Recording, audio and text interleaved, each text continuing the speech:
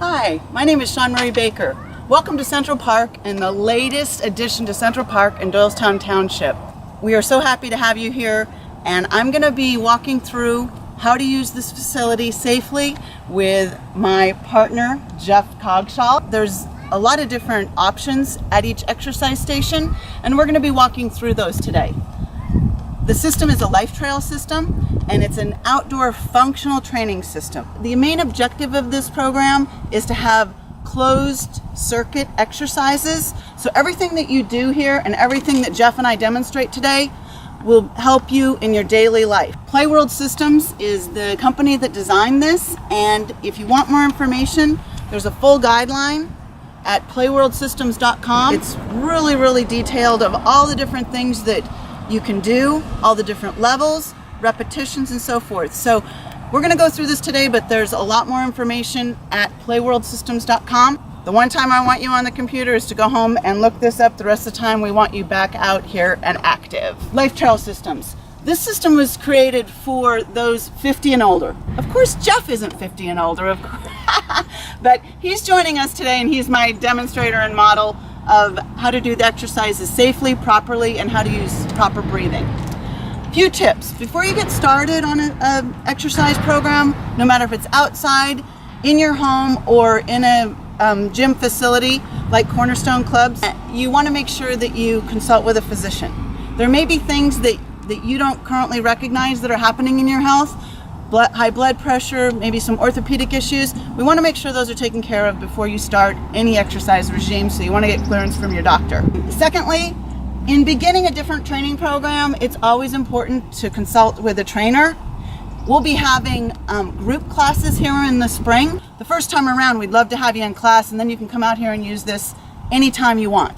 Some of the tips: maintain good posture. I call myself the posture police because everything that you do revolves around having good spinal alignment and posture and making sure that your body weight is even. And when that gets embedded in the brain, you'll be doing that in your daily functional activities, and that's the main objective.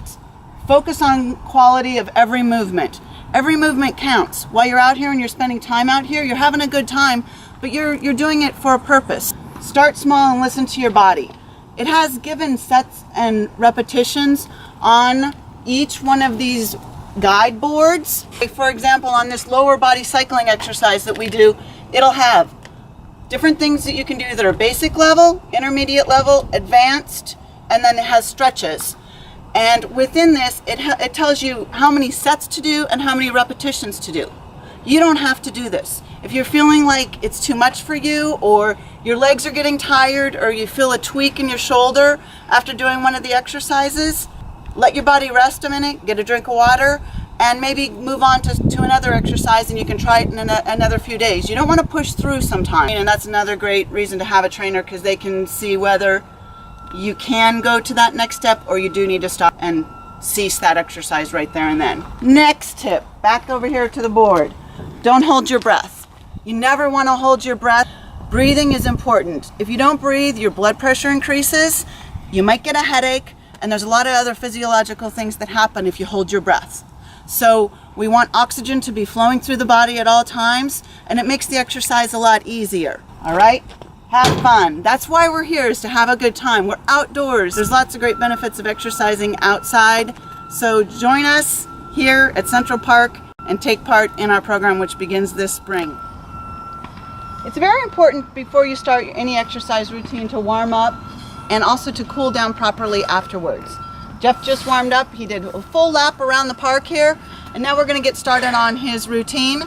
He has his own personal towel that he brought from home. You want to make sure you're bringing your own water, and if you're going to be here for a couple of hours, make sure that you're bringing a healthy snack to eat halfway through your routine. It'll give you a lift. You'll get better production during the second half of your workout, and you'll feel better. The first exercise we're going to do today here is lower body cycling. And with this, the chair moves forward and back depending on the length of your leg. On the length of your leg, when you're doing cycling, you want to have a slight bend in the knee. You don't want it fully bent, or you don't want it extended all the way out to where you can barely reach the pedals. So we want slight bend in the knee for chair setup. On this, you're lifting it forward and pushing it down, trying to keep it in place there. On this, you got to keep your body weight a little bit forward on it in order to have the chair stay in place. So Jeff's going to sit down in here and we're going to get him warmed up. He's putting his feet in. Let's go ahead and do a cycle around. There we go. We have a slight bend in the knee there. And on this, he's going to hold on here. Chest is up, chin is up. There is a resistance on this machine right here, and that will make the exercise a little more challenging. And then also on here, you can also go backwards. So you can take your stroke, turn it around, and head into it slowly and backwards. All right, that's good, Jeff. Okay. The second thing that we're going to do here is we're going to sit back down and we're going to stretch out his hamstrings. Hamstrings on most people are one of the tightest parts of their body. It is an indicator and possibly causes low back pain. 80% of people have low back pain, and a lot of it's caused by tight hamstrings. So you want to make sure that you're stretching out those hamstrings.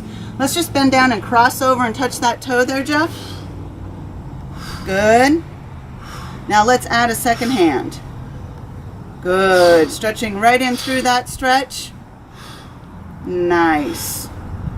And you don't have to stretch at the level that your mom does, or your husband, or your soccer teammate stretches.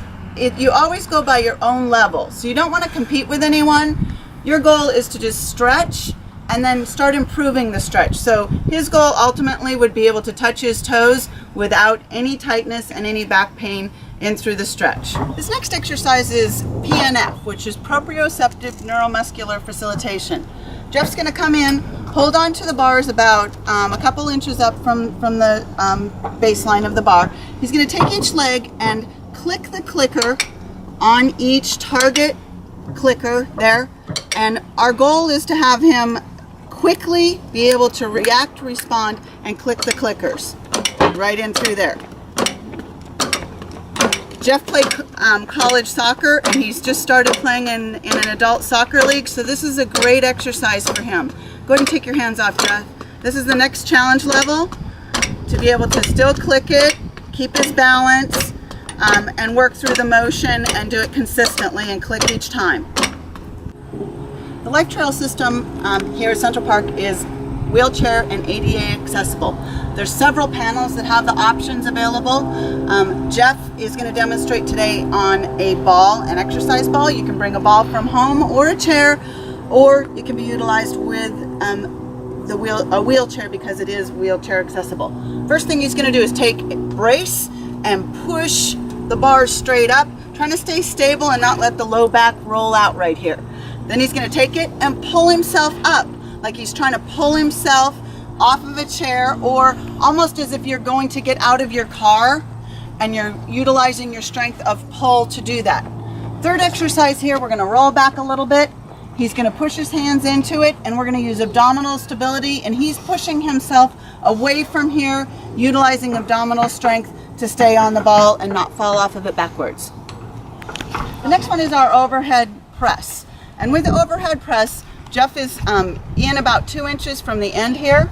His shoulders are even with his wrists. He doesn't want to have a very strong grip right here, but just a light grip. Pelvis is even here. Knees are going to be bent a little bit. So he's going to come up and in, and he's pressing straight up into the sky as he demonstrates this, pushing it up. He's breathing out on the way up. And then if I want to increase his resistance, I can just slide these weights. Go ahead and go another one. All the way up and through here. So the closer the weight is to your body, the heavier the resistance is and the heavier the lift is. See, he's staying strong and stable right there. This is great for core and arm strength. On the push-up unit here, there's a lot of great different hand stances that you can have on here. There's 3 different levels here. We're going to demonstrate it on the second and the third level, which the first one right here, we're going to do a staggered stance. One hand's going to be up and down, not straight across from each other, which challenges the spine. It's more functional if we do those things. So Jeff's going to come up, put one hand low, one hand high, chin stays up, back is relaxed, and he's coming down into a push-up.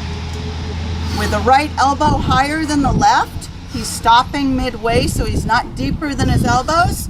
And then the next level, he's going to step back into it, go equal on both sides, make sure his footing is firm right there and he's strong. His stomach isn't breaking down and his back isn't breaking. He's coming down. Go ahead and head down, Jeff. And coming on straight back up, right there. Back is nice and strong. Breathing out. One more. Got it.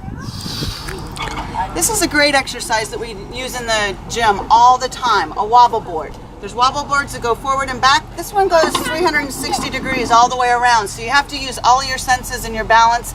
Your body has to be equal to utilize the wobble board properly, or you're gonna fall off to one side or the other. Come on in, Jeff. Jeff's gonna hold his hands right up here, a little bit above the bend again. Feet equidistant apart on the wobble board, and he's gonna come down and do a squat, squatting down into the wobble board right there, trying not to have his hips bend either way, back and forth. See, his knees have to work a little bit harder, his hips have to be a little more stable right in through there. He's doing a great job of keeping his back straight. Now Jeff's gonna take off one hand, so he's gonna have to really work to stabilize because he just lost the use of one hand in this exercise. It really challenges his entire system. That closed chain unit that we talked about at the beginning, that is a little more challenging within the exercise. This is a mock staircase here, and there's a lot of different exercises that you can do on it. Jeff's gonna do a hip flexor stretch, which is right here at your hip. It is one of the tightest areas on the body because we are walking all the time and utilizing it, so we wanna make sure that we stretch it. Moving into the second exercise that Jeff is gonna do here, he's stepping up, he's gonna tap down here, and then lift up that left leg up and out, keeping his shoulders up and strong, tapping down, lifting up, using the gluteus medius and outside of the leg abductors. This is an advanced exercise on this station. It's tricep strength and arm torso stability. We're gonna do a sit to stand, all the way lunge up. Jeff's doing the start. Just go ahead and stand up, and as he stands up, he's raising his arms up above, bringing him back down to his side as he comes down. And pushing it out, keeping those knees straight forward, not letting the knees bow out or the toes bow out, trying to keep his weight distributed equally on his legs. This next exercise is an aerobic exercise, and we're going to modify it because Jeff is over 6 foot tall, and this unit's a little bit lower. Once again, it has a resistance knob on the other side, so we're going to adjust that accordingly to the level that he wants to do and needs to do. Go ahead and step down into it, Jeff. We're doing a split lunge. And as he does it, we want his shoulders to be about even with the handles rotating and going around. We're working on stability right in through here. And it's also working his legs and abdominals at the same time, as well as arms. So it's working 3 exercises instead of just his arms. We want to make sure that we hydrate all the way through our workout.